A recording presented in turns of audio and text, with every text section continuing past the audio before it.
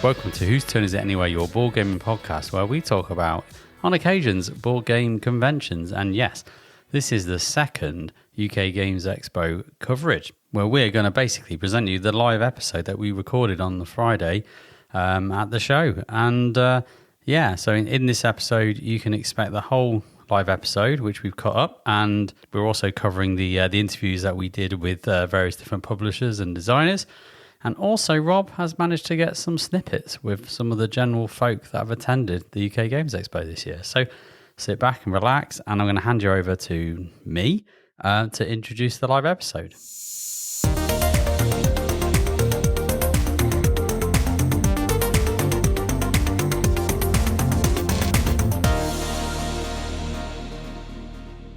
Okay, welcome to the Whose Turn Is It Anyway podcast live. We are here at the UK Games Expo 2025. Woo!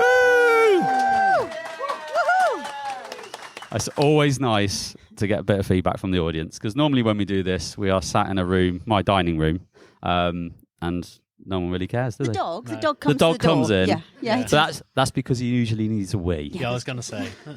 And we have to pause and let him out, and it's all behind the scenes. To be fair, gone are the days where he used to sit underneath the table farting all evening. Yes. So, it's better from that. It's better for sound quality and air quality. I think it's better. But there we go. But no, thank you for all coming to the show. This is our second time doing a live episode, which you'll tell, because, we're a bit rusty. But no, thank you all for being here. So they've nicely extended this dice room from last year, right? This is a bigger room from memory. Yeah, we needed it, yeah. We needed it because it's thriving, so it's good. So no, everyone here, you probably have laminates on your laps or on the chairs. Give them away for me.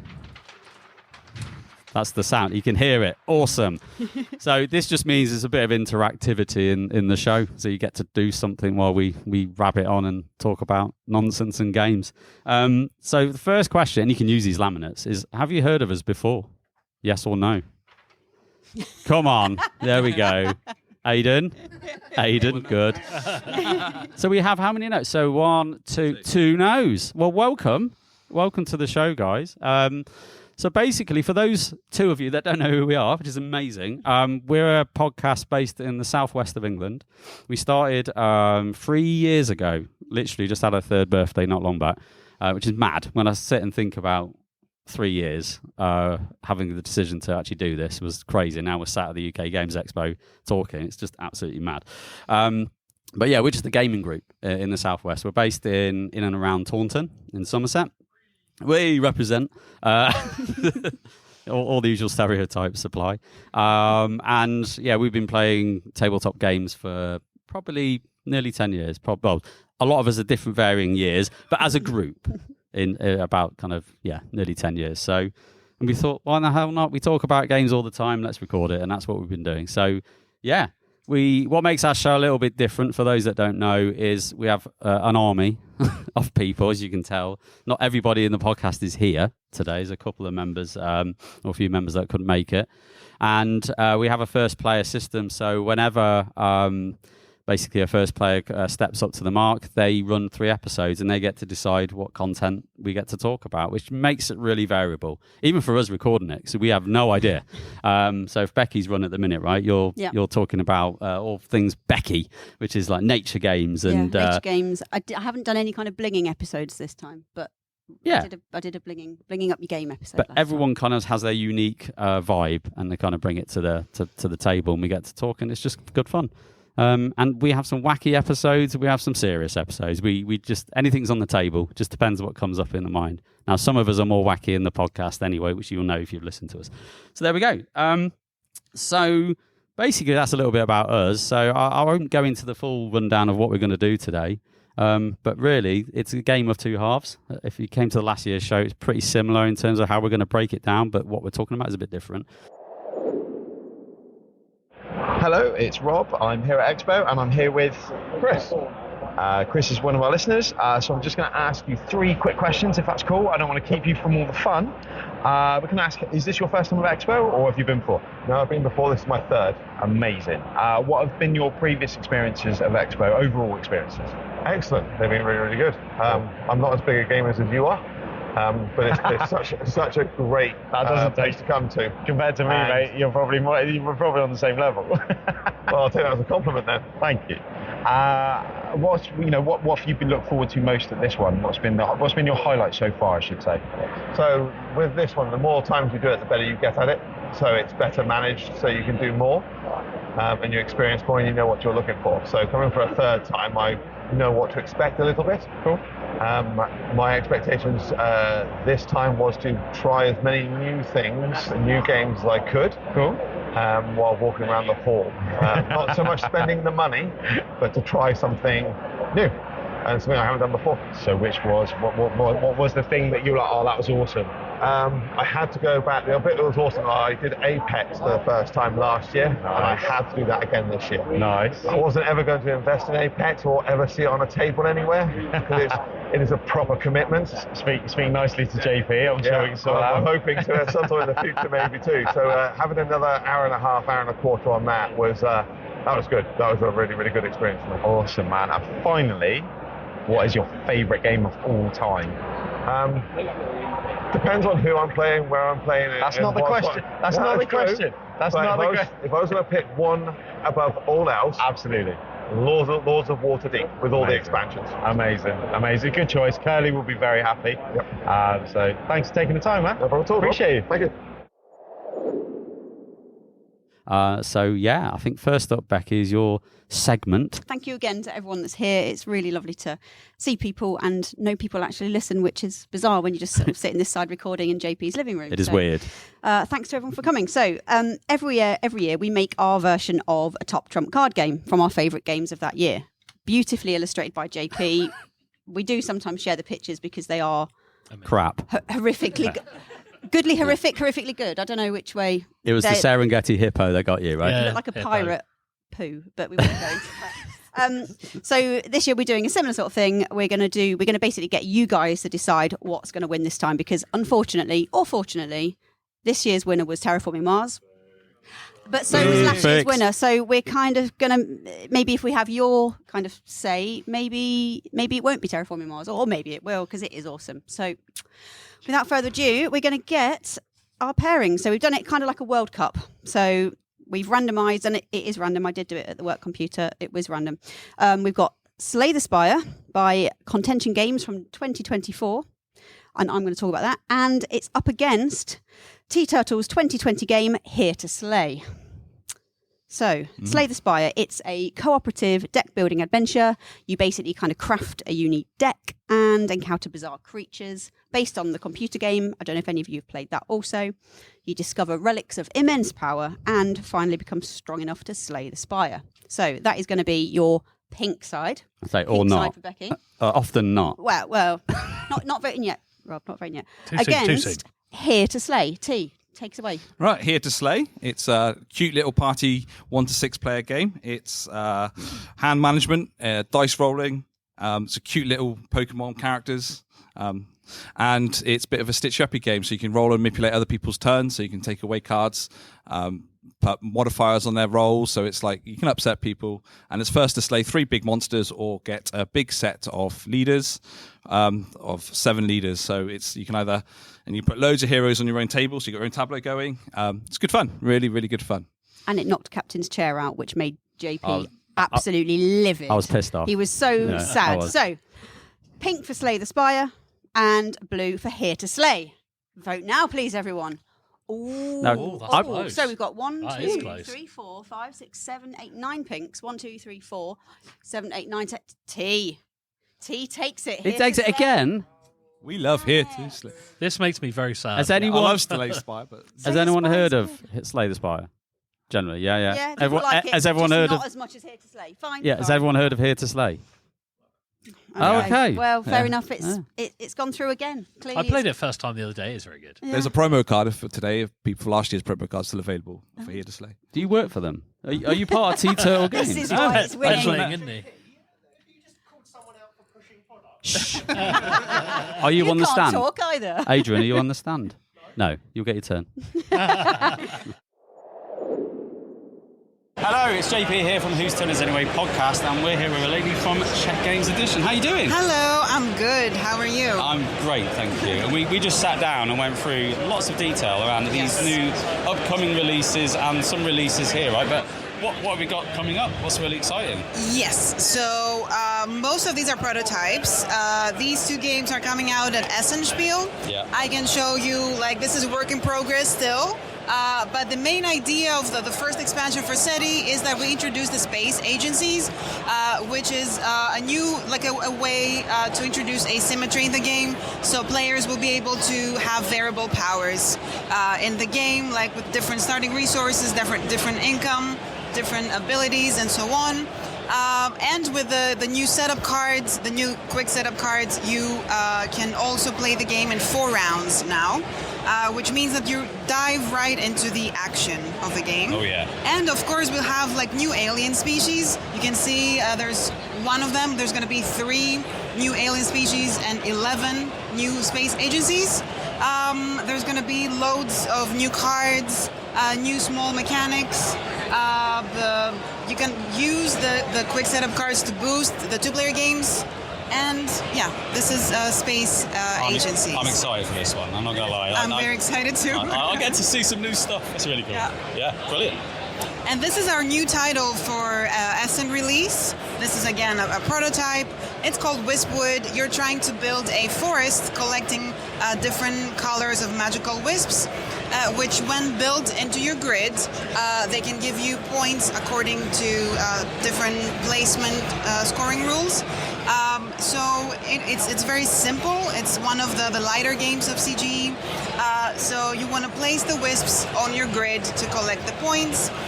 You pick one of them when it's your turn and place them like in this shape or this shape using the 3 tiles to build the polyominoes. And you also have these cats that help you sort of when you use them, you can mix and match sort of what you can take from the offer, and then the cat goes to hide and you can use it again later. And the basic thing about this is that it's played in 3 rounds. The first round you build a 4x4 grid. The second round you build a 5x5, and the 6 a 6x6. Yep. So it's expanding, but you're keeping the same wisps in each round. You discard only the trees, so you have to think differently every round about how you build your grid. Amazing. Nice. And this is a very exciting project of ours because Codenames turned 10 years this year. It's our 10th anniversary, so we decided to give it a fresh look, a more contemporary look, and basically we've changed a lot of things except for the gameplay. The gameplay is the same as what you have known and loved, but we wanted to give like unique agent illustrations for the agent tiles, including these pigeons that are completely new, and also the key cards have different, like more vibrant colors, so you can see them in the dark, and also different backs. The rulebook is written differently, like more new player friendly. We have an insert, which is completely new as well. There's only one thing we removed, and that's the sand timer. But we also have an app called Companion, which you can use to time your games if you want to, because we know that people don't really use the timer in the game. And one other thing is that some of the words have been removed because we have a lot of data from our online games. So basically, we know which words are harder to connect and so on. So we have removed these words and put in new words according to the data that we have in 10 years of playing Codenames. Yeah. That's really cool. So yeah, this is a new era of Codenames, and all the other games are coming out as well. Pictures, duets, and so on later on in the year. Nice. And last, we have the new expansion for Galaxy Tracker. It's called Do What? And it's a Gen Con release. It's an expansion for the base game of Galaxy Tracker, and basically it gives you more crazy missions and ways to build your ship. It's even more chaotic. And do what is basically the reaction you're going to have when you read what you're supposed to do in the game. There's 2 modules like the missions, which give you new rules, new components like explosive cargo and so on. Super cards that are particularly harmful. And also there's another module called the VIP mode, which you get very quirky demands of very important passengers that you have to place on your ship. So all of that makes it more unpredictable because so far you know how to build your ship and everything, but with this it mixes up things a lot. But will you keep your ship alive at the end? Probably not. Probably not. Because it's Galaxy Trucker. So. Exactly. So lots and lots of stuff coming out up Yes. this year, Yes, definitely. Keeping yourselves busy. Very much. Well, thank you very much. Thank you, guys. Yeah, Thank you. thank you Enjoy very the much. show. The next pairing, we have got Board and Dice's 2023 game Nucleum, which is going to be Me. given to us all by JP. Mhm. Go on, JP. Tell us You about want it now, Nucleum. do you? Yeah. You want it right now? Right. Nucleum gets compared to Brass, Birmingham a lot, and Barrage. It's basically David Turtzi's very heavy thinky train-like rail building network game. It makes your brain hurt, and and sometimes Kerley has a good time with it, don't you? Every Yeah, now I and had a then. proper meltdown last time I played that. Yeah. Never playing it again. Yeah, proper toys out the pram moment, wasn't it? But I kept my composure. I'll have you you know. did. Mostly. But it's a good game, really great game, and it's completely different. They've got about 1 million expansions out already Who and doesn't coming. like an expansion? I love them, so bring it on. So Nucleum, So yeah. Nucleum on your pink side, and on the blue side is Eggert Spiel's 2016 game Great Western Trail. Take it away, Kerley. Yeah, so Great Western Trail, an absolute classic. One of my favourite games. The premise of it is you're going along the old Great Western Trail, which is basically kind of a cattle wrangling cowboy style game. And the idea of the game is you're going to be moving around the track a certain number of spaces, and over the course of it, you're going to create your own sort of worker spaces you can go on and collect more cows to then sell at market and things like that. They've done a load of different expansions as well. New Zealand, where you've got sheep and you've got a shearing element to that. And yeah, it's just one of the absolute classics and one of our favourites in the group as well. We play it very regularly. Which sort of one's every- got the little hats on the meeples? The second edition. So that'll be the second edition. Okay. Yeah, so So- they re-released it. It was so popular. What, 3 years ago? Yeah, about that. Yeah, about 3 different years ago. versions now. Yeah. Yeah, now they got a cool little cowboy hats. You can even detach it. They're beautiful. I like it. So pink for Nucleum and blue for Great Western Trail. I think that's The classic reigns. Yes. The classic Like that. reigns. blue. Blue takes it. Great Western Trail is through. Sorry, that Thank David's God going for to be that. crying. Sorry, David. I was feeling the pressure on that one. Hello everyone, it's JP here again at the UK Games Expo on the first day, Friday, and I'm here with none other than Viktor Peter from Mindclash Games, one of our favourites. I always love speaking to Viktor because he's got all the goodies. So yeah, how you doing, Viktor? Doing great, thank you. Yeah, you having a good show? Yeah, so far. Yeah. Not super busy today. It will pick up. We are getting ready for tomorrow. Oh, yeah. I'm sure. Tomorrow's the day. Usually it's going to Yeah. get mad. But I'm here to talk about the new Trickerion expansion, which to me came out of absolutely nowhere. And it's just such an exciting campaign that you've ran recently. What, 10 years kind of Oh, yeah, anniversary exactly. of the original one, right? Yeah, it's a 10-year anniversary, and we knew all along that Trickerion has like a very strong fandom, right? Yeah. It's been a bit of a slow burner game. Yeah. When it came out, it didn't come out with such a huge bang. Yeah. But this is our second. This has been our second deluxe edition so far, and both have been very popular. And it's just great to see many people discovering the game again after all these years. And it basically great to see that it's still relevant. Yeah, we're massive fans of Trickerion in our gaming group. But you can't see behind the camera is Kerley, and Kerley's a big guy. He's probably our best player at Trickerion. He always kicks our asses. So what's the expansion all about? So what can we expect from our copies that we've backed? Oh yeah, so the big thing about the deluxe edition and the 10-year anniversary is a new mini expansion called the Arcane Art.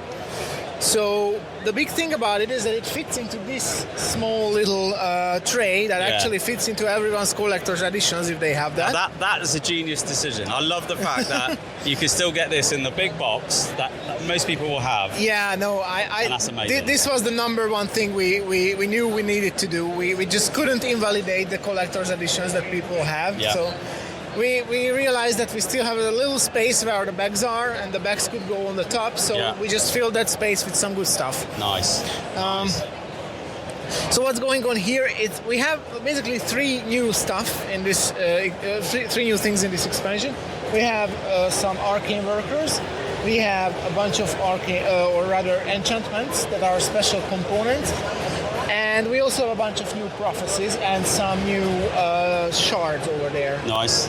Which are basically your Trickerion shards, but enhanced in power. Nice, okay. Super Trickerion shard. Exactly. Mm-hmm. So what happens is that a mysterious figure called the Arcanist shows up in town. He has this little wagon, and he acts as like a mobile location, offering players something beyond illusion, almost like real magic to boost their stuff. This little marker, it moves around every round, so it's... So it's in like downtown and wherever, exactly. It's in one of the locations. Yeah. So if you visit those locations, you can also spend some action points to do some shopping at the Arcanist's wagon as well. Okay. And he offers you... first, he offers you his arcane workers. Yeah. They go on the apprentice slots, and they have various powers. For example, the golem. I like that guy the most, I think. He has 3 action points, just like your magician, so he does really some heavy lifting. But he can only go first or last in your turn order. Wow, okay. Both can be a bit of a problem if you don't line his actions up quite well. And then similarly, the others have some cool special abilities as well. Just like, for example, the Spectre, who can go on a location even if it's full because it doesn't occupy a space at all. Or the Shapeshifter that can take the place of... basically, it can act as any of these specialists. Yeah. So those are the arcane workers. They are also... Some of them actually need to be paid shards instead of coins. But it's usually worth it for the power that you get. And then we have the enchantments. The enchantments, basically, when you get them for some money and some action points, they can replace your 2 money worth of your components when you assemble your tricks. Mm-hmm. But when you do that, they go on the tricks. So basically, they enchant them permanently. Oh, so give them a buff kind of thing. Yeah, exactly. They buff them. Yeah. And the way they buff them is that we have these 2 dice. Yep. One of them shows you which enchantment is active in any given turn. Oh, I see. And the other one shows what it does. Oh, nice. So when you have a trick in the theater that has this enchantment, and for example, in this case, when you perform it, it also gives you 1 special assignment card on top of what it normally does. Brilliant. Okay. These dice are rolled randomly, but just like every other die in the game, you can manipulate them here with these actions. You can just set them and lock them in for the rest of the turn. Perfect. It's cool because it's useful in 2 ways. It can replace your components and it can give you bonuses. Yeah. To really help you that flexibility sometimes in the game where you can get yourself into a bit of a pickle with Trickerion. Yes. I've done it many times where you're going, oh no. So it's nice to find different avenues to kind of get yourself out of that. So yeah, fantastic. Exactly. The best thing about it is that it loosens up the component requirements and basically unlocks more routes in which you can go through your tricks. So even if someone buys your trick that you are looking for, which is usually an infuriating moment in Trickerion, this helps a lot with that. Yeah, and that's quite good because I can imagine the original component matrix that you had to design is like you can't really mess with that because if you did, then the whole tricks and everything else is built around that matrix, right? Yeah, so, exactly. It's been an age-old problem that the trick matrix needs to stay the same. I mean, a while ago we had the signature tricks with the Dawn of Technology expansion. That was also like a quite hard thing to get. Yeah, I bet. Yeah. Excellent. So for people who are like interested in this, obviously the campaign's been and gone. Can they get their hands on it as late pledges? Yeah, absolutely. We are still running late pledges for a while, and it's also going to be in Essen. So if you're in Essen, then you can pick it up there. Okay, fantastic. Well, thank you very much. Thank you so much. Have a great expo, and I'm sure you'll be busy very soon. Thank you very much. Thank you very Cheers. much. Thanks, guys. So, coming up, we have got Fricks Games 2016 game, one of my absolute favourites here, Terraforming Mars. Not a surprise. Oh my God, it's been played to death. It has been played to death, and it did win the last 2 years because it deserves it, quite I was gonna frankly, say it's in my great. opinion. It's amazing. I'm not disputing that it's great. I'm sure you've all heard of it. However, you basically control a corporation aiming to make Mars habitable, increasing the oxygen, increasing your temperature, and laying down oceans. It's a engine building, resource management, tag collecting space adventure, which is one of my favourite games ever. So that will be your pink side, people. Pink side for that one. Blue, we're going to have Arcs. Yeah, Leader Games 2024. Arcs. Go on, T. Tell us about that. So Arcs is a fun, competitive, brilliant, sharp, tactical space battling game. You gain resources by production or by stealing off other people, which is the main part of it, which is the fun part. You love the backstabbing ones, don't you? Yeah, but you put one there, I get them. Arcs has an interesting, it has a very good, unique card trick system, which plays your actions. So you've got to follow the leader and you've got to follow the suit and the number, which is a very interesting mechanic. Makes it very difficult as well. Very, very hard. You've got to think about it. The battle system is also interesting. You can roll, you choose how many dice to throw in it and how dangerous you want them to be. So there's 50-50 dice. There's more dice that'll throw damage back at you. So you've got to manage it that way, which is really good fun. And it's got a great expansion as well, which brings a whole new element, but I won't go into that. But and there's a lot of different asymmetric, aliens or races. Yeah. Nice. So what we call knobby. Yeah, very knobby. Knobby game. So pink for Terraforming Mars and blue for Arcs. Oh. 1, 2, 3, 4, 5, 6, 7, 8, 9, 10 think it's more pink. pink, 1, isn't 2, it? 3, 4, 5, 6, 7, 8 blue. Oh, Terraforming Mars gets through. Damn it. The people I have knew I could rely on I love spoken. Terraform Mars. The Arcs is so people much have fun. spoken. It's not Let's just hope us.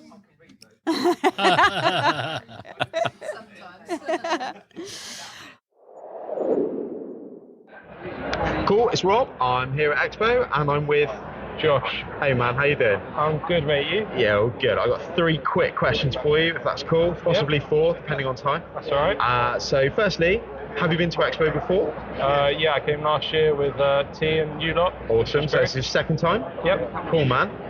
What's been your kind of overall experience of Expo? It's been really fun because you get to try out all these new games that you probably would never try out, and yeah, it's just good fun, just chilling with the guys and playing the games. Awesome, man. So what's been your highlight of this one? What's been your takeaway highlight of this Expo? I can't lie, it's probably been Hoplo, to be fair. Alpha Marcus. Yeah. Oh, amazing. Yeah.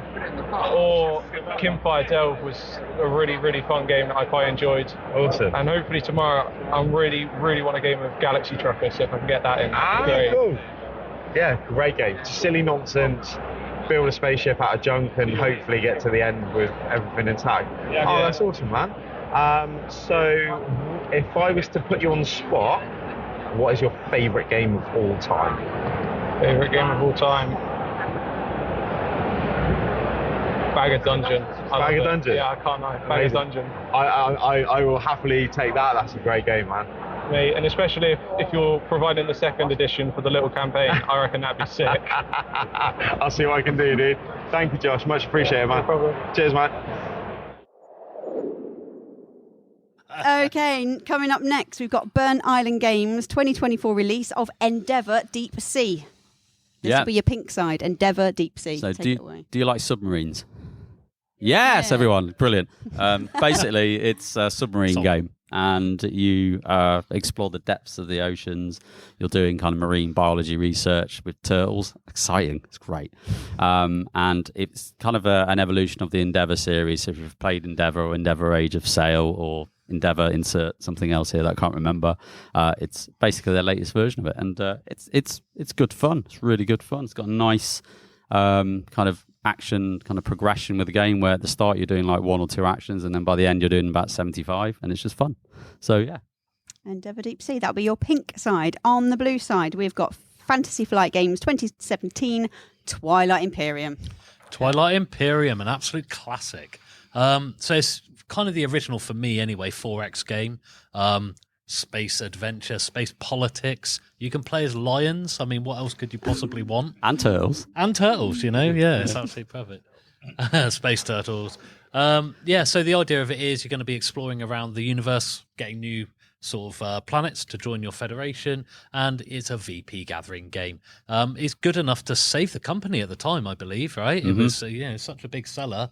They used to go to conventions with a whole box of them to, in the halls of Gen Con. Yeah. They didn't even get into Gen Con. They were in the halls peddling it. Peddling. Yeah.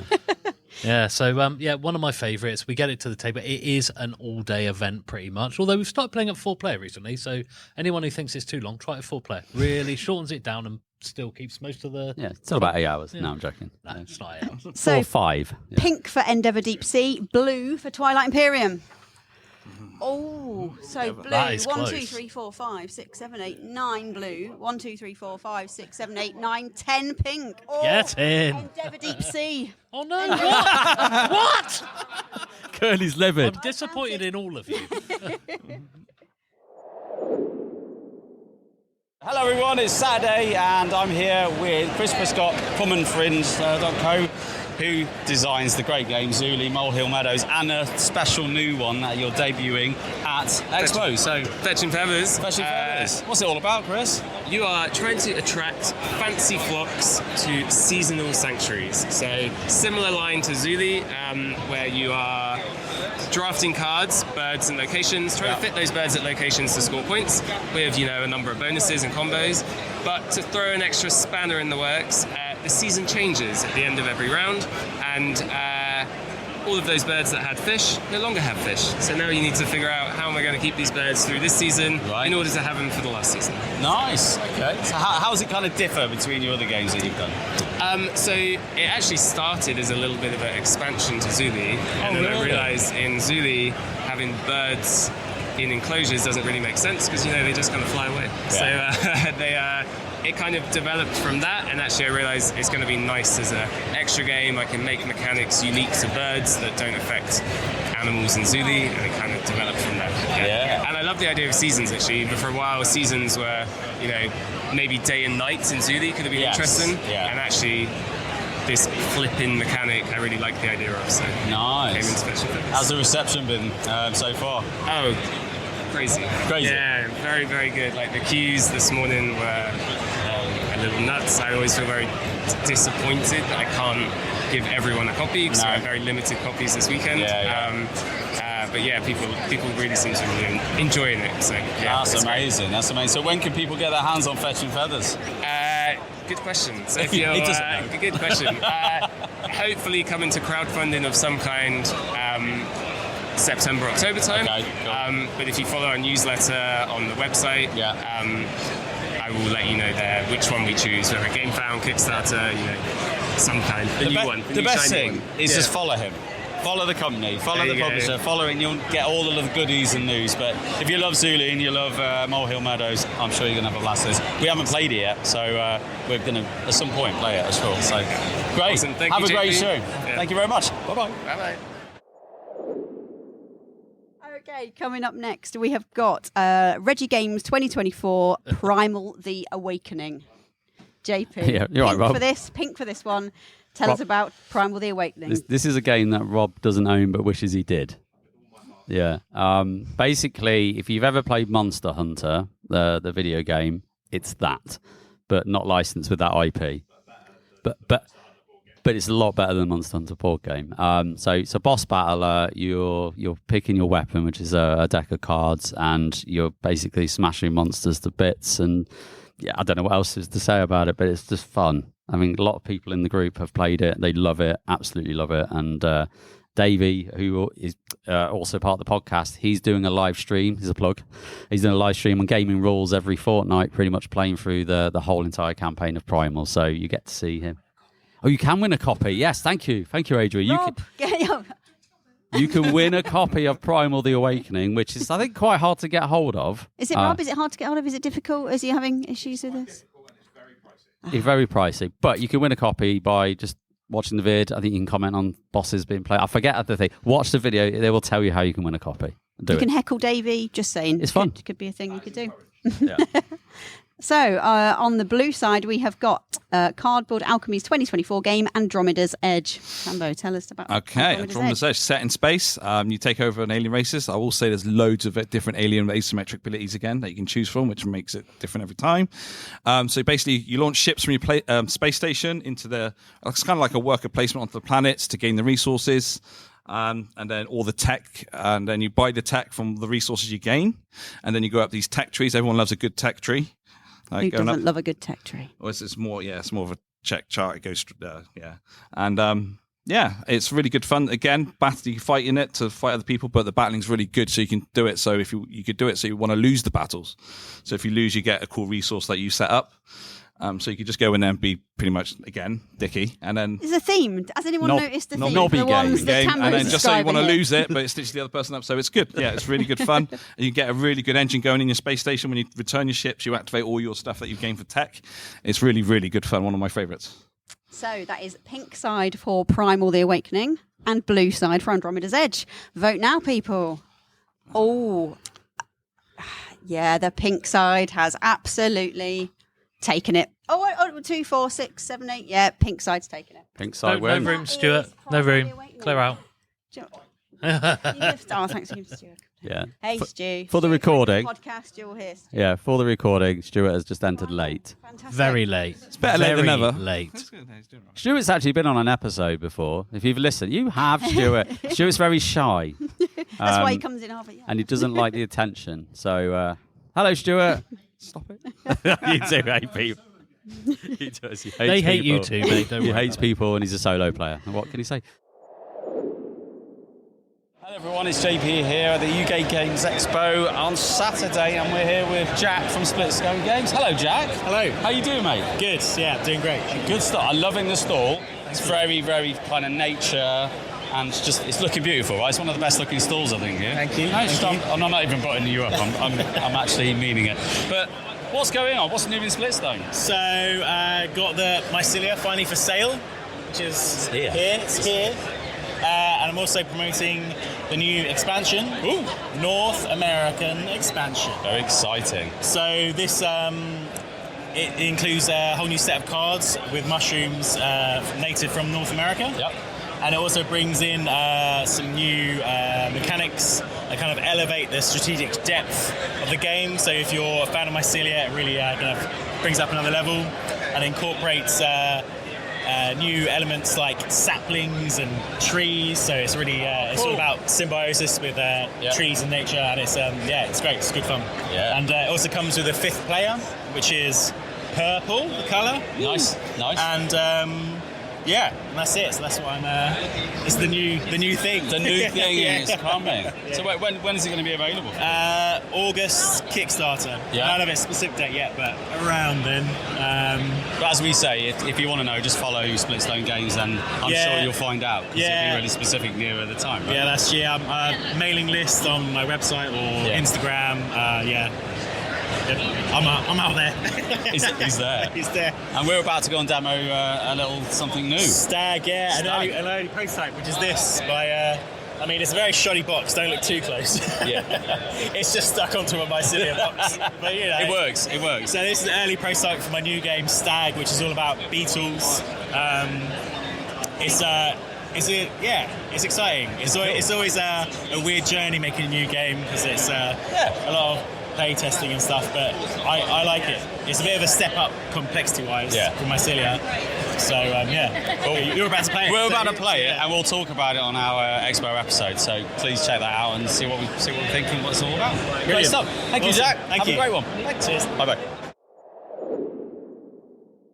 So our team's coming up next. We have got a Devere game from 2023, which is White Castle. JP, White Castle, tell us about it. Yeah, White Castle. It's a small box, packs a punch. You get, 9 actions. That's your job. That's it. Job done. Make the most out of those 9 actions as you can. And you think, how the hell am I going to do this? And you somehow manage to do it. And yeah, it's really good fun. Little dice drafting game with little cool, cute bridges that you get to pick a dice from each end. And I really enjoy White Castle. I want to play it right now. Let's do it. Well, we just have to wait just All right, I'll do it later then.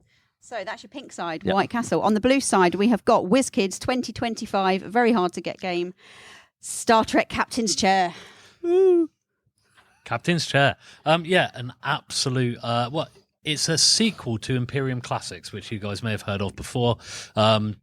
The original is you're playing as different empires from history. It's really quite complicated, really good fun, card-based game, going through different eras, and you pick up new cards and you develop them, and you're going through the idea of it. You're going throughout the civilization through time. One of our favourites, but they've done a mechanical sequel to it based on Star Trek. So the whole idea of this one is that you are taking over as a different captain throughout all of the different series. The way they kind of managed to get that in, which I absolutely love the way they've managed to do it, is that you're meant to be doing it as kind of a simulator. You're in a simulator playing as these different people. You're going out to different areas, you're exploring, you're taking them over militarily in some aspects. Really good fun. And it's all the interesting thing about this one is that it's 1v1. So it's 1v1, whereas the previous one, and I think that was a deliberate thing by David Tursi, the main designer of this one, to kind of make it a bit sleeker, a bit quicker, because the other one, the only downside to it I found anyway was it took a little bit too long between turns, so it was just to fix that. So one of the hotness at this one, because it's had a bit of a problem with its release. So you can find it here though. We picked up a copy this morning, so it is around. Well, there's two less copies now, but there are. They are probably still some around. You could have found it if you got there this morning. Yeah. But one of our favourites at the moment. Yeah, wait at least 45 minutes, Adrian. That'd be great. So pink for White Castle, blue for Star Trek Captain's Chair. 1, 2, 3, 4, 5, 6, 7, 8, 9, 10. 4, 5, 6, yes, Stuart's got the rule book, literally. Blue takes it, Star Trek Captain's Chair. Yeah! I know I championed the other one, but I'm really happy. It's JP's favourite game. It is literally. It is. When it got knocked out of our battleground board game battleground, his little face, honestly. It was like That's the second why I added game. it in. We had 15 for that. And we needed 16 to make this work. And I was like, I've got to put Star Trek Captain's Chair in. Got to give it another bite of the apple. So I'm glad we did. Yes. It's Rob. I'm here at Expo, and I'm here with Stewart. Hey mate, how you doing? Yeah, good mate, all right? Yeah, all good. So can I ask you 3 quick fire questions? Don't overthink them. Like real quick answers, okay? No. Thanks mate, I appreciate it. Yeah, is this your first time at Expo? Or have you been here before? I'm pretty much every year, probably for the last 5 or 6 except COVID. Awesome. And your overall experience? Yeah, it's always pretty solid. I mean, sometimes I get a little fatigued. Today I'm struggling a bit, but generally really good. I don't think you're the only one in that category. I am absolutely shattered today. I don't think I literally had to sit down at 2 o'clock just because I couldn't. Yeah, I had a 10-15 minute nap. I mean, I crack up about 15, 16k every day just walking around. It is nuts, isn't it? Because you feel like you've gone nowhere and you've done everything. So from this year's Expo, what would be your highlight? What would be the thing that was, kind of made it special for you? I've got more gaming done with our group and just doing more games. I said in the past I've just wandered around too much, and I've actually played more games probably than any other year so far. So it's been a more productive from that perspective. Awesome. So a little bit more chill, a little bit more kind of sit down playing rather than just walking around names. A few demos and a few just games with us. Picked up games, started playing games, learning new games. So yeah, it's been good. Awesome. It seems that sort of environment where it's easy to pick up a game and think, I'm just going to sit and learn it. I might not get it perfect, and everybody is aware that you're not going to get it perfect, but you just sit and play it and have fun. Yeah, just have a go. Awesome, man. So on the spot, final question: what is your favourite game of all time? Favourite game of all time? Yeah. It's Trickerion. Trickerion? Yeah, that's a solid choice. I think Kerley and JP will be happy with that choice, man. That's awesome, Stu. Thank you very much, mate. I appreciate it, and I won't keep you any longer. All right, mate. Have a good one. Cheers, mate. So now we have got Board and Dice's 2025 game, Minos, Dawn of the Bronze Age. Kerley. Yeah, so Minos, I actually demoed this one at GridCon most recently. It's a fantastic game. I was asked to do it, and I kind of started to learn it. I was like, wow, this is amazing. The whole idea of Minos is that the Minos was kind of like the same name for king back in, Ancient Crete? Ancient Crete. The whole idea of the game is, and what I love about it, is you're doing loads of different stuff at the same time. You're deck building, playing different cards, you're upgrading them through developments, but you're also there's a trading mechanic in there and everything else. But what the best part of the game is this kind of a weird dice draft at the start of it, where you've got to work out the different colors do different things, these dice. The numbers do another different thing. And then where you put them in order also does a different thing. So it's about most of the game, I think, is within that initial dice draft of deciding where you're putting it. And it just makes it so interesting because do you want the more powerful action or do you want to be able to, get a combo together to get a bonus elsewhere? And it's, such an interesting game if you are, I wouldn't say bored of, but it's kind of a worker placement with a bit more to it, if that makes sense. Highly recommend it. Really highly recommend it. Probably my favourite game last year, I would say. Yeah. So surprised me. Yeah, it really did me too. So it's going up against CD Projekt Red's 2023 The Witcher Old World. Rob's already made his choice now. Boo. I'll do my best, mate. Tell us about The Witcher. All right, so I played The Witcher once at Rob's. It was, so I'll do my best. I think it's a 1 to 5 competitive Witcher. So you're all basically Witchers becoming the best Witcher by hunting and killing monsters and fighting other Witchers. But you do this by building your own unique battle deck from cards. And I remember it being very good and unique, but I can't quite remember how it works. The chaining. You get to chain the cards. You get to chain. Yeah, that's right. And you got Witcher spells or brute force, basically, I think, something like that. So you keep training that.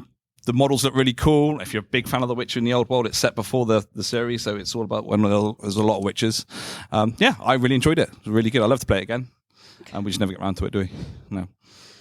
It's a long game. It is a long game. So we've got pink for Minos and blue for The Witcher. 1, 2, 3, 4, 5, 6, 7, 8, 9, 10, 11, 12, 13. Yeah, pink takes it. Minos is Minos goes through. Hi guys, it's JP here at the UK Games Expo on Saturday, and I'm here with Andrew from Earthborn Games. Nice to meet you, Andrew. Nice to meet you. How are you doing? Yeah, I'm doing well, thank you. Excellent. How's your expo so far? It's been fantastic. Yeah? Is this your first one? You've been here before? This is my second. I was here 2 years ago. Oh, okay. Yeah. But this is the first time we've been here as an official presence just ourselves. Nice. We actually have product for sale. Yeah. This is the last time we didn't. We were just hanging out, giving demos. That's fair play. It's very exciting. So what's going on here with Earthborn Games? What you got on show? So we have a few demo tables. We have Earthborn Rangers that we're demoing here at the back. Nice, and we have our new game for the Game Found that we just completed, Hub World Eidolon, that we're also demoing here at these tables. Yeah. So they're very different games. So we know a lot about Earthborn Rangers. Love it. It's great. So what little spiel on Hub World? What's that about? So Hub World is, like you said, it's very different from Rangers. Yeah. It's a competitive game. You can play it head-to-head or multiplayer. Are you familiar with Netrunner? Oh, yes. Okay, so it definitely has a lot of inspiration pulled from Netrunner, but it's a very different design. It's a symmetrical game, like Netrunner's is asymmetrical instead. But it has some similarities in that it's like if you took the runner and the court and you mashed them together. Yeah. So you're both defending. Yep. And you're delving on your opponent's on their hand, on their deck, on their discard. Yeah. And you're searching for agents. Yeah. You play as characters called Seekers, who are like champions of the community, or just like they're kind of they might have the different goals based on who they are thematically. Yeah. Like we have a guy who's like a police officer. He might be going out, like, who knows what he's doing, investigating something. But we also have, like, people who are, like, just living in, like, the ramshackle areas of this gigantic, like, mega city that the game takes place in. We're trying to get things done either for the community or for themselves, and they need the support of powerful individuals in the city called agents. Nice. And what you're trying to do is you're trying to sway your opponent's agents who are supporting them over to your side. Mm-hmm. The way that's represented in the game is that you are trying to go into their hand, their deck, their discard to find these agents. The first person to steal 3 agents from their opponent wins. Nice. I mean, obviously, what draws me to this is the world building. Yeah. And the artwork on the cards again is fantastic. And I love the fact it's kind of got, it's not true like cyberpunk, but it's got that kind of retro futuristic kind of elements to it, and it's just really, really fantastic. Yeah, it definitely has elements of cyberpunk, but also just like grand science fiction. Yeah, exactly. And it's just my jam. So so obviously the campaign's finished. Can people get their hands on late pledges or anything like that? Not yet. Once Earthborn Rangers is done fulfilling, then we'll launch late pledges. So probably like in a couple months. Oh, okay. We'll do some announcements about when it actually is available. Okay, brilliant. So if you're interested in it, come and check out Earthborn Games. Check out all the stuff. They're great. And thank you very much, and have a great expo. Yeah, you too. Thanks for stopping by. Thanks, Andrew. Yeah. Cheers. Our last final. What's after quarterfinal? Like You mean before? before quarterfinals. It's the heat. So round of 16. Yeah, so the last one of these now. I'm in really into football and yeah, sure. So we've got Alia's 2011 game Castles of Burgundy. JP, take it away. Do I have to explain Castles of Burgundy? Audience, have you heard of Castles of Burgundy? Yeah, no. Two sentences in JP, in two sentences. Castles and they're in Burgundy. No, it's basically a game with lots of hexagons. And you have roll 2 dice, and you basically use your dice as actions, spending them to get tiles from the main market, and then you can use those to build onto your board, which all has dice numbers on.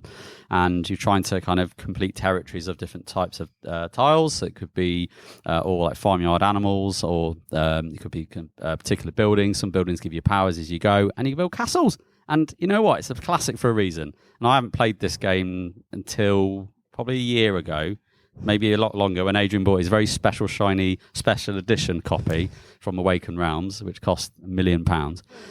And I was quite impressed with it, actually, and thought I should have played this a lot sooner than I have. But yeah, I'd encourage everyone to try Castles of Burgundy, even the one you can get for like 20 quid. The non-shiny version. And that's me saying that. I've never played it, so actually, what am I saying? So we've got Final Frontier Games 2021 Merchant's Cove. It's an asymmetrical Euro game where you are a merchant with a unique shop. You compete against each other to attract customers, predict the demand for goods, influence which customers are in each ship and port, and the wealthiest wins. And there's really cute little kind of ships that look a little bit like Viking longboats that you kind of you're filling with your meeples and you're moving into ports. Really, really good. And even though it's asymmetric, it's not really difficult to learn each type of merchant because they're all kind of the same, but a variation. So it's really good, in my opinion. So we've got pink for Castles of Burgundy and blue there for Merchant's Cove. Vote now. It's a pink wash. Yeah, it's a pink wash. Yeah. Castles of Burgundy, absolutely take that. It's thoroughly deserved. So now we're in our quarterfinals. We're not going to take you through the games each time. We're going to do a sharp fire. So we've got Here to Slay in the pink side versus Great Western Trail blue side. Pink for Here to Slay, blue for Great Western Trail. Blue, isn't it? It's got to be blue. Great Western Trail. Yeah. Cows and sheep. Okay, Cows and this sheep. is the important one now. So we've got Terraforming Mars and Endeavour Deep Sea. Terraforming Mars for pink, Endeavour Deep Sea for blue, because blue's in the ocean.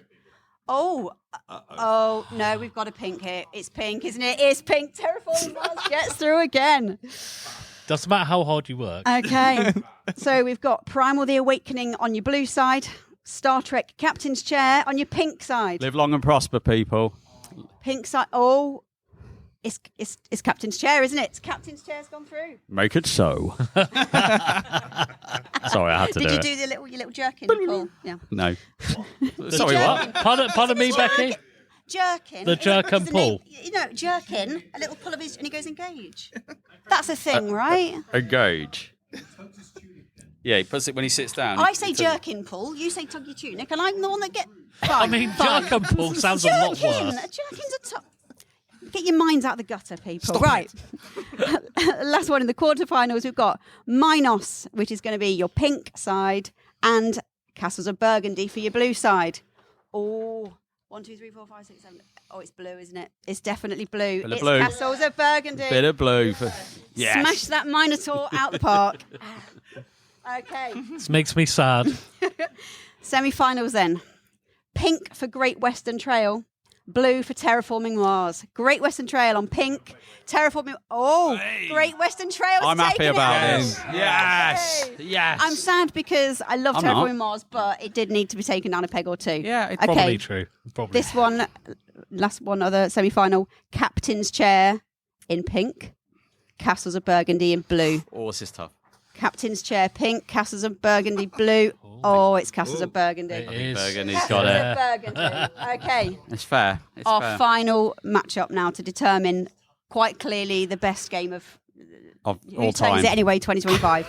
Great Western Trail for your pink.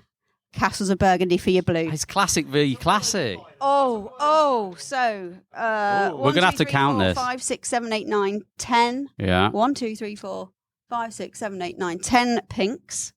So 10 pinks for Great Western Trail and Castles of Burgundy. 1, 2, 3, 4, 5, 6, 7, 8, 9, 10, 11, 12. We won't.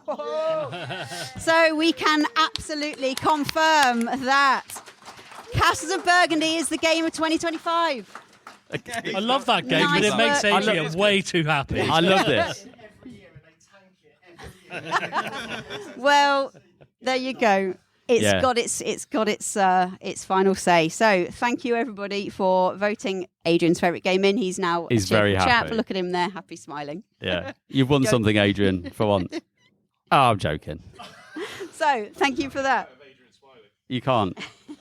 The screen will crack. Okay, and here we are with Adrian for your next segment. Thank you very much. Thanks, Becky. Thanks, Becky. Hello, Beck. I'm staying here. Yeah. For those that didn't know, this first bit for me was unplanned.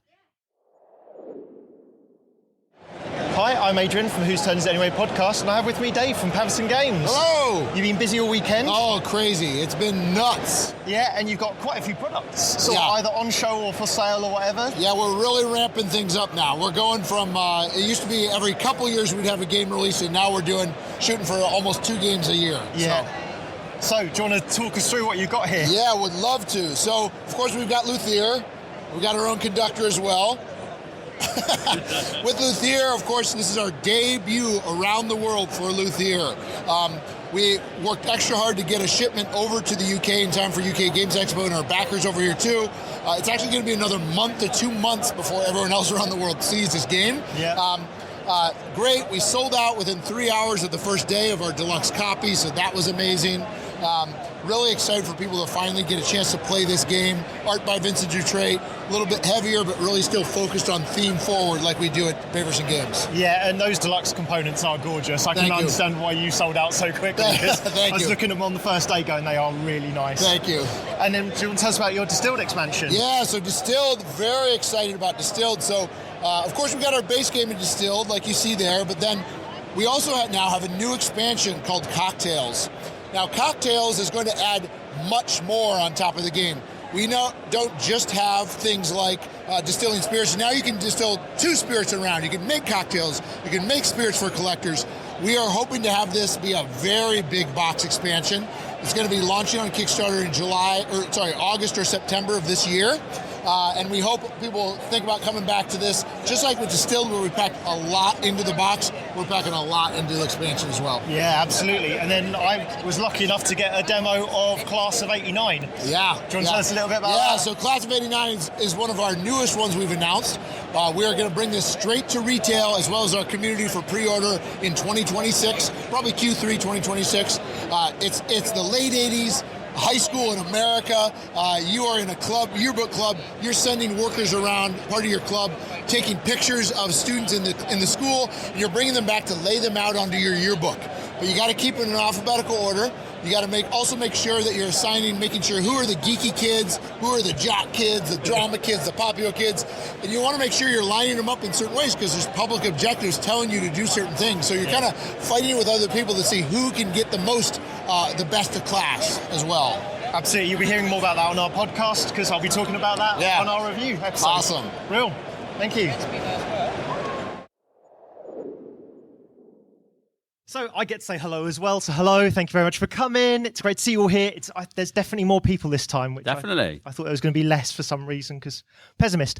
So it's nice to see many more people here. So for the it's true. For the second section, we are going to revisit a section we used to put in the podcast quite a bit called Would You Rather? Okay. Oh, sorry. I thought I was doing something wrong. Not at all. I've forgotten my bit of paper. There we go. Thanks, mate. Tradition is tradition. That's your third piece of paper. I know. How do you lose? Anyway, right. I know. So, in Would You Rather, we put to you a board game, Would You Rather? Not the usual adult one you've probably heard of before, but this is a nice, family-friendly-ish. All right. Taking Mick out my board spot, which is now just the top of my head. We're all together in this, mate. So yeah, it's a quarter carton of eggs at the moment, isn't it? So, so we will pose 3 different questions for you. Each one will be posed by one person, and the other 2 will fight one of the 2 sides, and then you get to vote on which is the best version of the conundrum. Which side do you fancy? That's it. Yeah. This wasn't practiced, so we'll go with it. I like the way you make me think any of what we do is practice. None of our podcast is practiced. It's true. When we practice our podcast, we screw it up. We record it. It's true. It's true. Right, so would you rather... So, for the first one, would you rather be able to go to as many cons as you want with guaranteed tickets and all the demos you want booked for you? Or would you rather only be allowed to go to one con, but the tickets, travel, your stay is all paid for, but you can only go to one for the year? Okay. Which would you rather? So I'm going to fight for Team Pink, right? Which is the many cons as possible, and it's all sorted. So the reason why I like this version better is because that's what you do. It's what I do.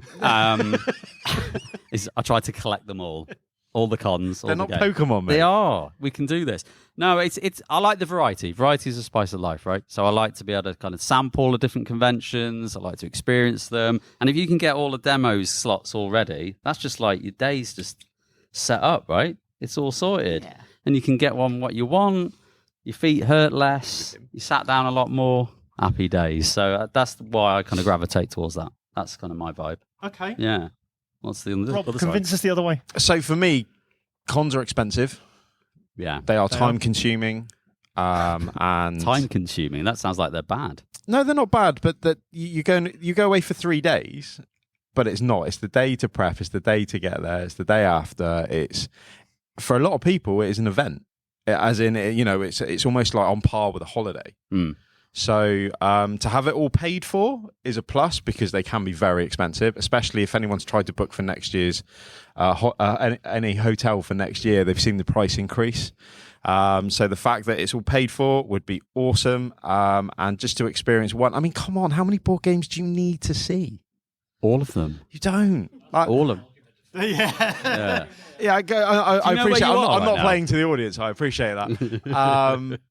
But yeah, I mean, come on. Do you really need to go to 3 or 4? He has a point. I could go to Gen Con. That's like $3 grand. That's what I'm saying. I'm not talking. I've not thought this through, have I? You didn't say convention in this country. No. I could go to Origins. But would it be a bit like samey? Oh, it's Gen Con again. Oh, got to get on that flight. Oh. Does anybody in here believe what's coming out of his mouth right now? The first time would be fun. Yeah, but you'd get to experience the first time. So you do it on like a 3 or 4 year. So it'd be the World Cup. The second time would be fun. The third time would still be fun. Yeah. The fourth, the fifth, the sixth. Maybe you get a bit bored. But you do Gen Con 1 year. You could do the you're allowed Japanese, to mix it. Okay. Or, I still want to do them all. Fair enough. Yeah. Okay. Shh, you haven't. Yeah. You haven't. But I mean, imagine today or this weekend, completely paid for, completely free, and you wouldn't have to worry about going to anything else. Yeah, but that means I might not come to UK Games Expo because I've gone to Gen Con and therefore I can't come to the Expo. Yeah, but you get to mix it up. And there'd be no live event at the Expo. I know. These people would be terrified without being able to spend their lunchtime without us chatting random crap to them. But that's my argument. That's our argument. I think we all know the right decision here, people, right? Yeah. Cool. So if you think you'd go to as many cons as possible and get your guaranteed tickets and demos, please vote pink. If you think you would like your one all expenses paid, please vote blue. I think that's blue. I think people want free convention a year. That's what they want. I think it's fair. I think you lost them at paid. Yeah. I think I lost it when I could switch the convention every year. That was like, oh, okay. Maybe I've not thought this through. Damn. Nice. Thank you, guys. If anything, I've won one game this weekend. I'm happy now. I'm done. I've completed it. Hello, I'm here at Expo, and I'm here with Richard. Hey mate, how you doing? Yeah, good, thanks. All good. Do you mind if I ask you a few questions? Yeah, no problem. Perfect. So, what I was going to say, is this your first time at Expo, or have you been here before? I came here about 2 years ago. Awesome, man. So it's my second time. Awesome. And your overall kind of experience at Expo? Yeah, well, it's been brilliant. Awesome. I really enjoyed it. People are friendly. Good. Loads of great games. To be fair, that's been my experience as well. Everyone's really cool. Everyone's just kind of focused on doing their own thing and not really worrying about anything. And everybody just seems really cool, man. Yeah, everyone's in a good mood. And, That's it. Every time I've been here, it's been a pleasurable experience. So I'm glad that you felt that as well. So from this expo, what has been your one highlight, your one takeaway that you think that was awesome? It's hard to pick. I know, that's why I asked it. Played and demoed quite a few good games.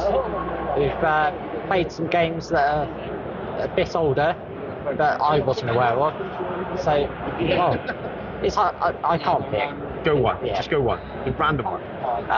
I played a game called Galaxy Tracker, which is really good. I love that game. So, yeah. It's good fun. Absolutely great fun. Just silly nonsense. Not too serious, but just chaotic and fun. Yeah. Awesome, man. And if I can put you on the spot, don't overthink this. Favourite game of all time? Favourite game of all time? Well, I'm just a casual gamer, so I don't play that many games. Which one is your favourite? House is on fire, you get to say one game. Which game is it? Probably a classic that we've played a lot in the family is just Carcassonne. Carcassonne, yeah? Oh, awesome. I've never played it, but all the guys always talk about it. So it's quite an old game now, I'd say, but yeah, it's one that is so classic. It's stood the test of time for a reason, right? It's a good game. So no, man, that's awesome. Thank you very much. Yeah, thank you. Really appreciate it. Your question, Rob. So my question is: would you rather have a board game butler who can fetch, set up, and pack away all of the games for you, or have a board game teacher that will teach any games to you and answer rule questions? So you've either got a personalised set up and pack away person, or somebody that will teach you any game. Yeah, interesting. So, for the pink side, my argument is butler, right? If you take the teach away from me, I'm sad because I really like teaching games. I like the learning the game. So when you buy a new game, right? Let's say you buy it at the Expo, you go home and it's in cellophane and you get it all out and it's that smell. It's great.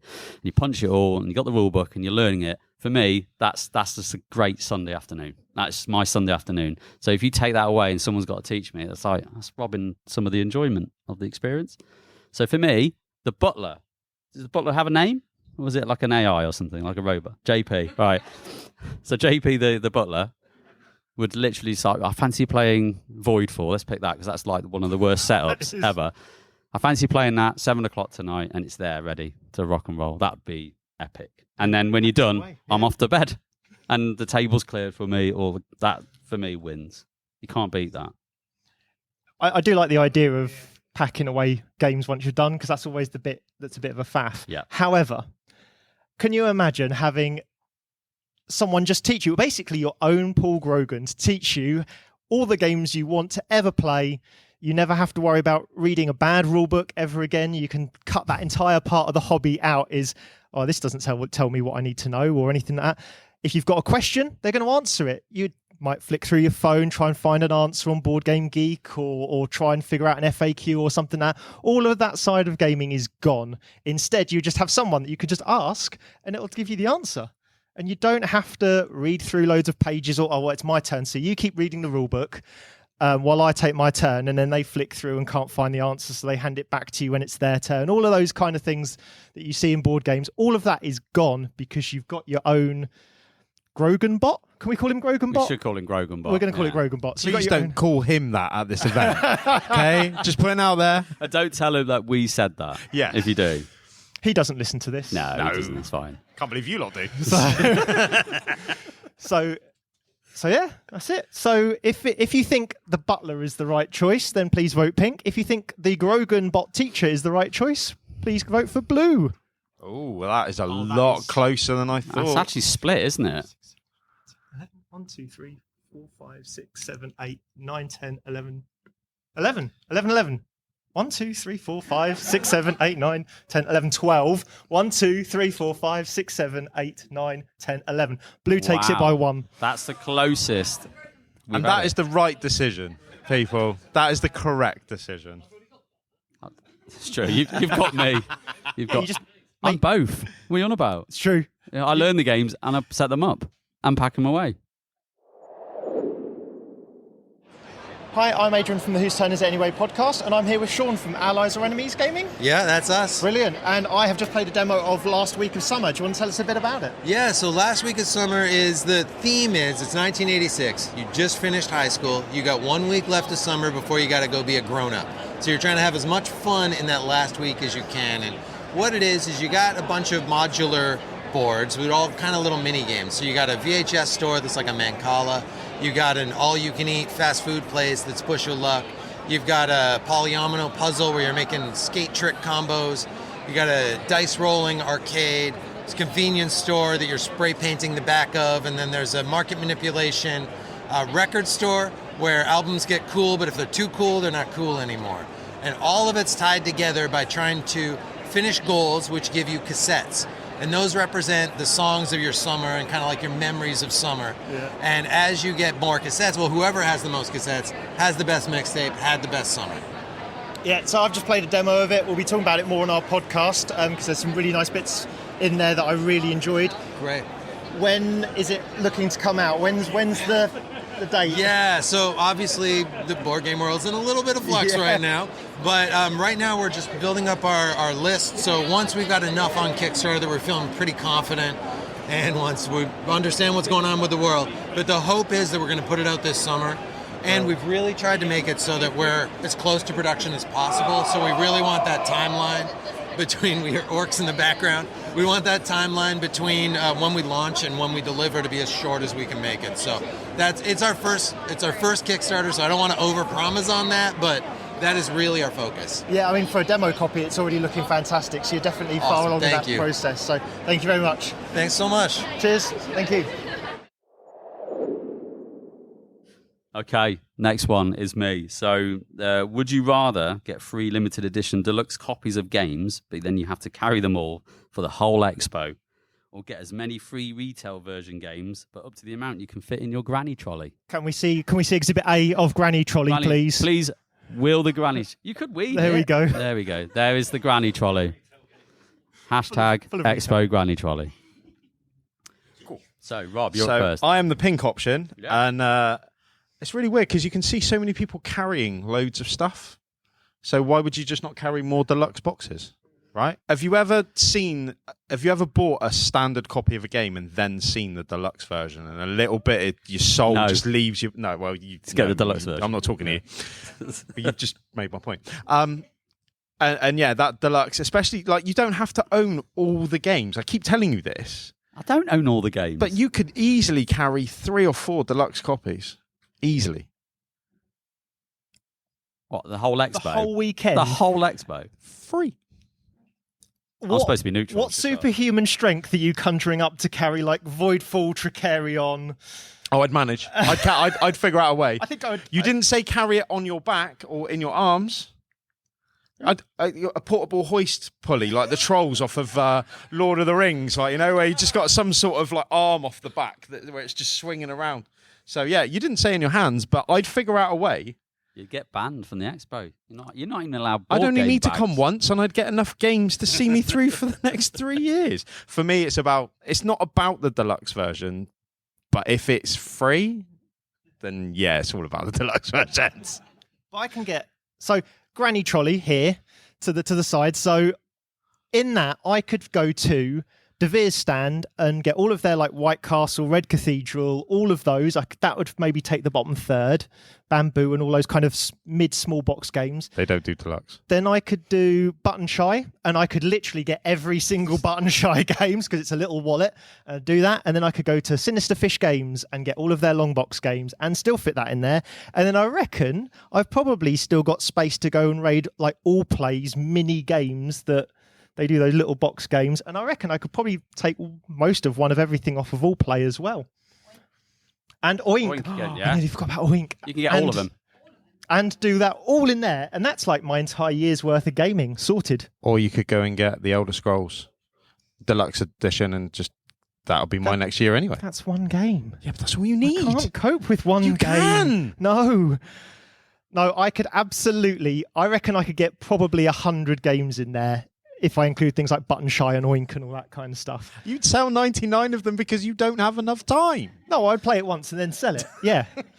So I'd make all my money back as well that I haven't spent, but I would then make probably enough to then buy the hotel for the next year. Wow.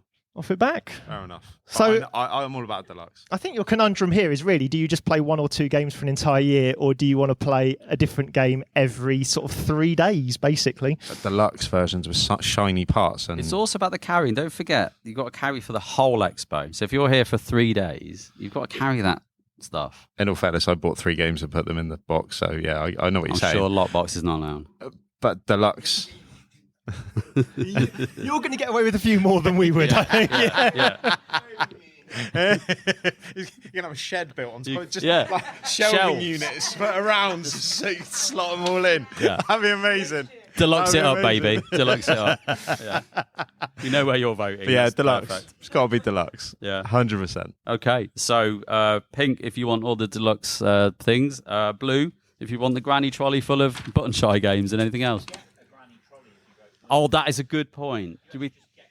Is that going to sway the vote? Right, yes. I don't think it matters. Pink is already like. Let's just say yes. ahead. Granny trolley is not supplied. Granny trolley supplied. Deluxe Games wins, guys. There we go. Thank There you. we go. I'm 2 for 2. 2 for 2. I'm good So with that. Is that all of our Would You Rathers? That's all of our Would You Rathers. So we're actually finished a little bit earlier than we planned. So we've actually got, we've got about 10 minutes, we say. So why didn't we open it up for some Ask Us Anything? Well, we fill out. This goes to these guys as well. Not just this not is just us dangerous because three. this isn't planned. Yeah. And we're opening it up to you guys to ask us questions about anything you absolutely want to. So any questions that you guys have got for us, we'll ask anything. If you want to ask the guys that are not on, they can jump on the mic and do it. So yeah, let's just open it up for a free-for-all. Not Stu. Go on, Stewart. Not Stu. Stewart's at the back. So his question was, what is our position on Kickstarters that include expansions from day one? Well, I've got an opinion on this. Go on, I have an opinion on I'll everything. think. So, potentially fine, because quite often they're well-designed expansions. I've seen some that are not well-designed, but normally there's a good amount of extra stuff in there. It's when they've had a game with like 4 expansions or 5 expansions in there, and then before the first edition's even released, they're doing a second edition or a standalone game or something. That's when I tend to struggle with it. But I don't mind too much expansions, like 1 or 2 small expansions with the first game. Like modules. Yeah, because... And I had this with Galactic Cruise, where I've got the expansions that came out with Galactic Cruise at the start, and I kept them separate because I wanted to experience the core game without the expansions, but knowing that very quickly I'd probably add the expansions in.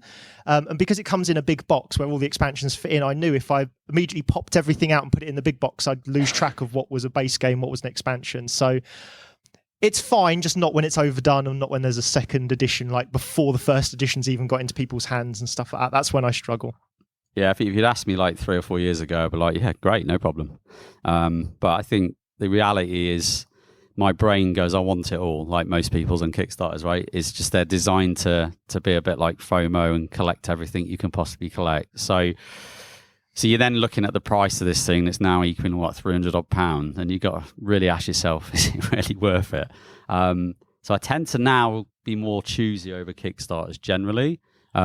Regardless of whether they have 1 million expansions or not, I've definitely slowed down. I still blame COVID for my Kickstarter surge, but yeah, I don't have a problem with it. It just depends. You've got some publishers that will naturally build their games in a modular DLC kind of fashion, where I don't like, because when you buy the base game, you're getting 30% of the game, and then you have to buy the other bits to get the game. That I don't like. I think the base game should always be robust enough and standalone enough to be good without needing an expansion. It should always be optional and a choice.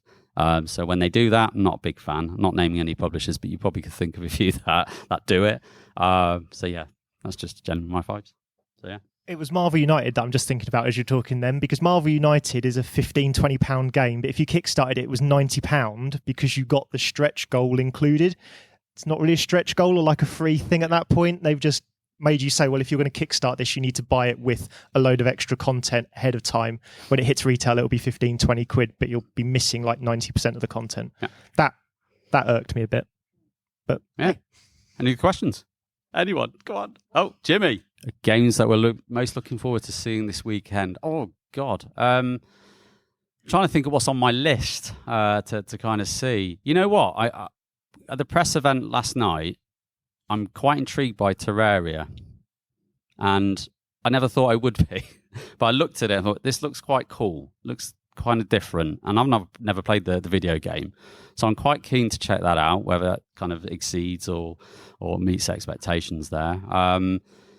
The usual staples for me that I'll probably visit are Chip Theory. I don't know why I visit Chip Theory. I own everything pretty much of it. But I like to go and visit those guys. Mainly because they've got mugs there, haven't they? Yeah, he saw mugs and he was like, I want one. Because it's the one bit of Too Many Bones that he doesn't have. That's true. And coasters and just, any old nonsense. But Mindclash usual stuff. But I don't know. Does anyone know? Has anyone been to Mindclash yet? Have they got the new Trickerion? So you can see the Arcane Arts expansion. Yeah, all right, might check that out. But yeah, I don't know. Anyone else? Pavison Games, that's made Luthia and got Luthia out this year, has a class of, I want to say it's class of 87 or 89. And that looked pretty good. I like the art style. It's a tableau builder worker placement, which are just words that make me excited, if I'm honest. So,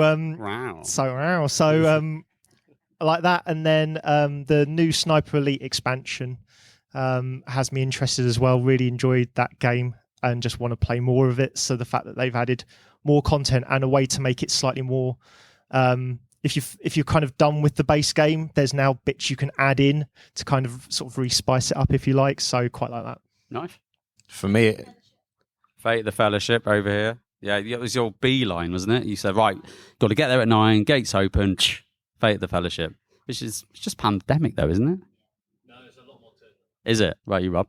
Oh, the stuff we saw last night, Gwent looked really cool.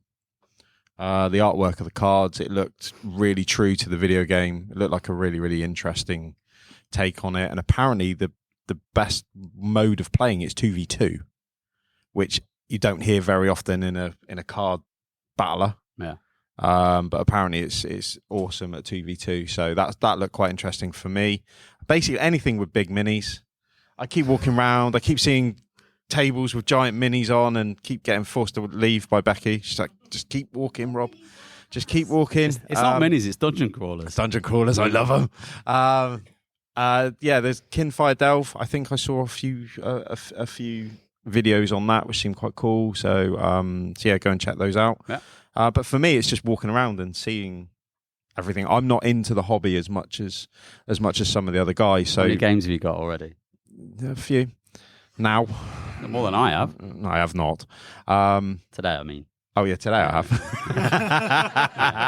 I've got more games today than I have for the past 2 expos combined. Yeah. But no, I just like walking around, kind of seeing everyone, seeing all all the different types of games there are, because there shouldn't be that many. Do you know what I mean? Do you have a look around, just think, how many games is there? Like, there's too many. So yeah, I'm quite amazed by it, and just walking around and kind of soaking it all in. Really, that's what I enjoy. And this has now become like my lads' holiday. Like, we don't lads.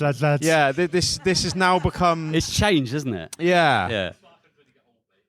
Yeah, and I would say it's cheaper, but it's not. which is kind of the worrying part. So yeah, just being away with the guys and kind of getting away from the table and hanging out with people and meeting everyone is really cool, and I really like it. So that's what I'm looking forward to. I was going to say you traded Magaluf for Monopoly, but I probably shouldn't say that either. So no.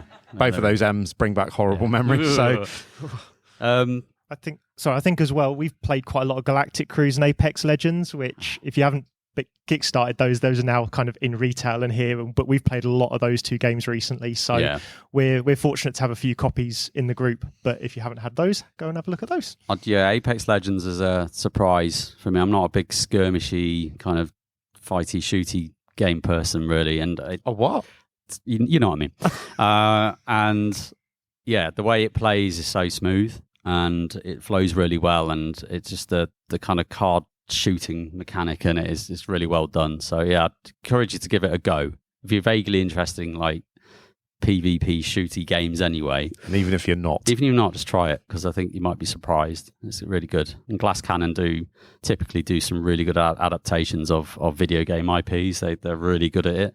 I still don't know how the hell they do it, but they seem to give you the feel of it, and that's always good. So yeah, here we go. Maybe time for one more quick one. If it's go on then. quick fire. If we got any, if not, yeah. What's your favourite game mechanic? Game mechanic. I think top of my head, dice drafting is just something that comes to my mind. So yeah, dice drafting. What about you? Worker placement or tableau building. I like both of those, much to Chris P's hatred, I think, because he doesn't like worker placement. But yeah, they've been around for a long But time. you love Lost Ruins. And that's true. And then, I've lost my train of thought. Sorry. Both of them have been around for ages, and people are now kind of doing exciting things with them again. I feel like they were really exciting when they turned up. Then there's a bit of a sort of a lull, and now people are looking at ways to revisit those. So yeah. For me, it's like the mini deck building. So not a full deck building game, but like what you get in Lost Ruins. Like the kind of it's part of the game rather than the whole game. I like that mini, but also like the deck building of Clank, where it's not quite so min max. You could kind of. I like the look of that. I'll take that, and it will do something cool rather than this having this card will hinder my entire journey. So yeah, that and like the deck building of Arkham Horror, where you've got like 40 cards and you need a card and it's at the bottom of your deck, whereas the kind of mini deck building of certain games, you tend to cycle through them a lot quicker, so you see the cards that you want. Yeah, I find that element quite cool. So yeah, for me it's the mini deck building. Before we go, guys, I just wanted to let you know that between October 17th and 19th this year, we're going to be running the, I should speak to this, October 17th through 19th, we're going to be running the second Devon Board Game Weekend, where we're going to be sponsoring it, running it, looking after things. And that's going to be down in Eggersford in Devon at the Fox and Hounds Hotel. Lovely place. It's all about, well, for me, it's about the experience there. It's just nice and chilled. Big rooms and really good three-course meal and things like that. So intimate con. It's like an intimate convention. It's nice. It's only a maximum of sort of 70 people in there, and we've actually reduced the numbers this year as well, just to be able to fit a little bit more room in there. So if you did go to previous ones, you can find a little bit more room in this one. But what I wanted to say was as well, we've just picked up, a little giveaway at the event as well. So we've actually got a copy of this one. Well, Becky does. But what we've done is we picked this one up and we're going to do a kind of a play to win kind of thing. So if you do come along to the event, you got the chance of winning this one just by playing it. It doesn't need to be the highest score or anything like that. Then please come along. So for our listeners, for our listeners, that's deep regrets because they can't see it. Yeah, deep regrets indeed. Yeah. And if you want to find out more about Deep Regrets, we've got an episode on it. So we recorded an episode with Judson as well. So talking about how his mind works with all of the Cthulhu-y stuff. Yeah, that was fun. Good stuff. Thanks, Kerley. Thank you. All right, I think we're there. I'm doing the outro. You're doing the outro. One take outro. I'm really good at these. Right, so... I think got up to 12. Everyone look at him intently. So thank you very much, everyone, for coming along to this live show, or if you are listening on your podcast player of choice, thank you very much for listening, as always. It's great to see so many people here and kind of getting to see our listener base as well. It's really humbling, I think, as you said at the start. Massively. Totally unexpected when we sort of said, should we do some podcast episodes? So thank you very much for turning up, and thank you very much for listening, as always. Oh, I've got to do the usual bit now. So the usual bit is please interact with us on socials. We're on most of them, and just comment on it. We love interacting with you guys through that as well. We also have coffee, which is if you have a few clammy pennies, I think is the term I've used before. If you have a few clammy pennies in your pocket left over, then and you want to throw them our way, then you absolutely can do through our coffee, and it allows us to have some nice equipment like what we've used here to record this live episode and some of our interviews this weekend. So thank you very much. If you know anyone who you think might be interested in this podcast, always please, word of mouth, just let everyone know how amazing we are at doing these live episodes, how purely scripted and wonderful they are. But I hope you enjoy the rest of the convention, and till next time, whose turn is it anyway? It's theirs. It's theirs. It is theirs. Thank you very much. Thanks, guys. Thank you.